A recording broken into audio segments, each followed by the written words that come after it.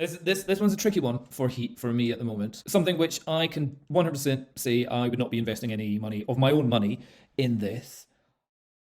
An interesting video came up yesterday from VoskCoin. This guy, I'll put the video volume up, does lots of mining rigs. I think even sells some rigs as well. And he's shilling a new or a coin out there. So I was like, oh, this sounds interesting. However, there's something very strange about the way his video presentation went. It wasn't his normal way. He seemed almost reluctant to be talking about it. There was definitely something that didn't seem like he was really that into it. Maybe he was just being paid to shill it out, or maybe he's in debt or for something. But this guy has 500,000 subscribers, and he's shilling something which we'll have an investigation to see if it goes anywhere. So today we're going to be looking at a new token, Revival DeFi, community-based Binance Smart Chain token to better the current climate within the DeFi space. Two tokens here. It's always a bit interesting when a coin comes out with two tokens. I've never quite figured out the point of this. You get rewarded in a separate token, but anyway, let's hear what he has to say about this. And their Vival token. Both of these are on the Binance Smart Chain. And then he tries to advertise how great the Binance Smart Chain is, how it's cheaper than Ethereum. Okay, so we all know that the gas fees are much lower. One of the biggest things we need to address right off the rip here, okay, that's going to be the tokenomics. A total tax of 15% is taken per every Revival transaction. So that's something which you can't say in a good way. you can't say that in a positive way.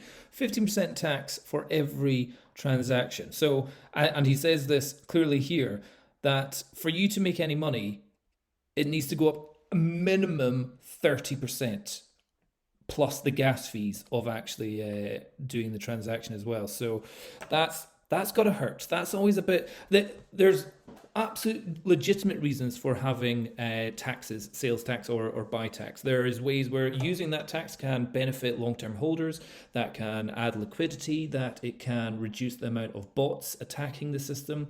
Fantastic. But 15%, what happens is that becomes almost a self-fulfilling prophecy, or what do you call it, a pyramid scheme where I put in £1,000. Oh, wait a minute, it needs to be up to 1,300 before I can even get my £1,000 back. Okay, I'll hold it for a little bit longer. So it potentially keeps people being long-term holders, but not necessarily removing whenever they feel that due to economic reasons. So let's hear what he says here. Including buys, sells, transfers, 11%. So 11% is distributed back to the holders. So does that not sound like a pyramid scheme? If you get in early and you buy a lot, then everything that everyone else buys, you get a bit of that. Then redistributed to holders, but you have to hold a minimum of 10 billion Revival tokens to receive 10 billion Revival tokens. Let 9. Oh, okay. £41.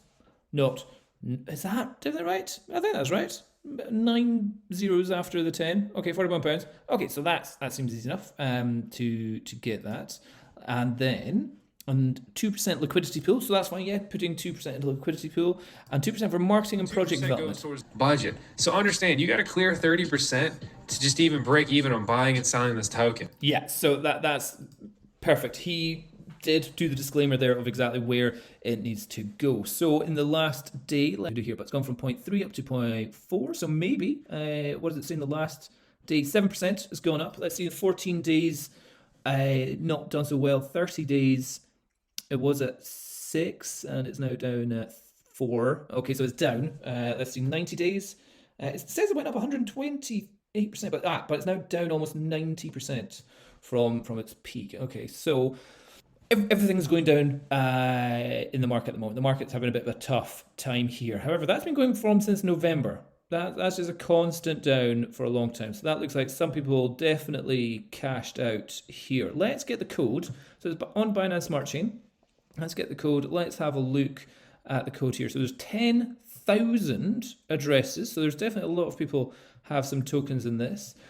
Transactions are happening 12, 14, 48. Some multiple transactions every hour here. So that's looking good. Let's go to the Revival DeFi. Yeah, this is their website. They say they're being audited by Certic. Let's click on that. They get a high score here. Okay, so there's nothing apart from this tax fee, which I'm not digging a lot. They've passed the Certic audit test. However, there have been ones which have been audited in the past and turned out to be scams. So auditing doesn't necessarily prove everything. Let's go to Token Sniffer and see what we get here. Users reported this token for the following reasons. Reported possible scam. It gets a high score on the smell test. Okay, so where it obviously loses out a little bit is buy fee is 15%, sell fee is 15%. No prior similar token contracts. So there's a load of contracts that look exactly the same as this. Cloned contracts may indicate low quality token, pump and dump. That's something to be aware of. Okay, ownership is renounced or source code did not contain an owner. Let's see the owner. The owner's he's got $19 worth of BNB, so he's done nothing or very little fine there. So that seems all right. Let's see, tokens burned 8%. Let's go for the view holders. It should have a 000 wallet, null address has 40 bazillion. Yeah, no, there's the 8% has been burned. So that's in the null wallet. Okay, good. First address is just under 4% with 20. Was it how many tokens are there? 1,000 million billion trillion 500 trillion tokens. Yikes! What does that mean? That its fully diluted market cap should be. If we go here, no, we had it on here. Market cap currently is $1 million. It's $1 million token. Trading volume is significantly small. Only 6,000 trading, possibly because nobody wants to sell and nobody wants to buy because there's such a high fee going on there. Circulating supply.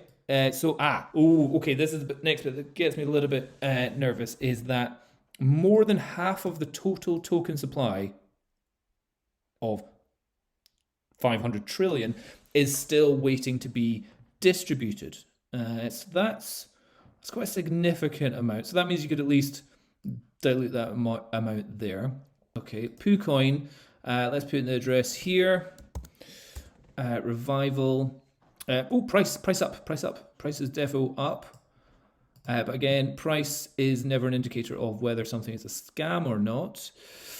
Yeah, what are the holders here? So it's Revival and BNB liquidity holders and almost nothing USD holders or USDT holders. It's all BNB going on here. Okay, there's tokens burned 8%. Yeah, tokens locked 25%. Owner creator wallet has less than 5%. All holders possess less than 5%. Yep, and it passes quite a few things. So the bit which I'm worried about is it has similar token contracts. Okay, sports stars. Shall we open that one? What do we get here? Tokens dumped, pump and dump, suspicious website or fake team. Okay, that one didn't go well. Are we saying this has got the same thing as Squid Game? Or this Squid Game token? That one was also a scam. Okay, it's the next one. Windodge 95. Nothing coming up on that one. Let's the next one. Elon Genshin Impact. Smell test 0. So okay, so this one's a tricky one for me at the moment. Something which I can 100% say I would not be investing any money of my own money in this. The sheer amount of tax that is required in buying and selling is prohibitive as an investor, or as somebody that's wanting to go into a degen project. The fact that pretty much all the ones with highly similar contracts are like Squid Game or complete goners is not so good. what was it, BNB Builder or BN Builder. This one's also gone as well. So so yeah, that's the important things of making your own contract. Let's see, did we get even to the revival? Yeah, 500 trillion tokens, not the best thing for me. So yeah, can't say for sure if it's a scam. Ones with similar tokens have failed the smell test and have been proven to be scams or rug pulls. Only showing the closest 10 tokens out of 22 similar tokens. That's a significant amount there. So yeah, be aware, everyone. Revival. Let's go check their. Let's just actually check their website. So Revival DeFi. Revival launch application charts. Does it show you the charts? Does it show you? So it's been audited by Certic, but yeah, it's got the same codes as. Did we read the audit? I'll read that later. And that takes you to charts. So the Bogs charts, yeah, going on here. Yeah, I am not confident in this token. Let's click on the audit. So even in the audit, the first page is just saying agreeing to an audit can be a sign of confidence and generally the first sign of trust for a project, but in no way guarantees that the team will not remove all liquidity / rug pull sell-off tokens. So even in the auditors are just saying, hey, we can do this audit. It doesn't necessarily mean anything. It's got all the details here. Has it got any recommendations? Complete, yeah, saying good stuff there. All good stuff there. So yeah, it's a confusing one for me. It's got very high score with Certic audit on its site. It's got a good result from Desert Swap Finance. Is that what it was? Which did an audit as well. So yeah, it's passing tests, but yeah, its code is similar to obvious scam coins in the past, and it's still got 250 trillion tokens to be distributed. And I just did a bit of a Google searching. I found Santiago, now with a shaved head, on LinkedIn. So yeah, you can actually find the people in the team on this as well. So yeah, it's an interesting one. I think I would have invested in this if it didn't have the same source code as other scam coins. But it seems like just is one right in the middle. Seems good, but so many things are saying don't. But as with everything, what you do with your money is up to you. But not for me. Cheers. Bye-bye.